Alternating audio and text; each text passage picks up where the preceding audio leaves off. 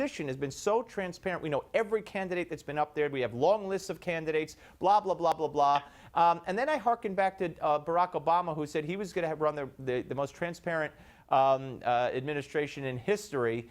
And as it relates to the press, that certainly was not the case, correct? Absolutely not. And, you know, whether you're looking at, believe it or not, the Washington Post, the New York Times, most every major news organization has written multiple communications to this White House objecting to really the unprecedented lack of transparency in certain areas. And a group of 40 journalism groups and watchdog organizations, in fact, recently wrote another letter saying how disappointing it was after the promise of transparency that in the end, this will not go down as an administration that, you know, serves as a model. And it was sort of going on record saying this was a really bad time for journalism in terms of transparency in this administration.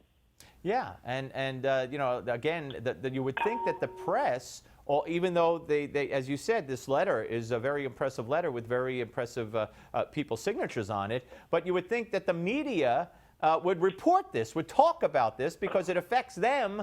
But even when it affects them directly, they're very adverse to exposing it, I guess for fear that it'll harm the brand, and the brand being the liberal mindset and the Democrat Party. I can't explain why this is not more of a story within the media, because I think it's very important that, you know, whether you call us the fourth or the fifth estate, people have different names for it, but we're an important part of the constitutional process and existence in the United States, and we've really seen the free press chipped away at. Obama didn't start it. I think there's been a gradual chipping away over the years that we've accepted.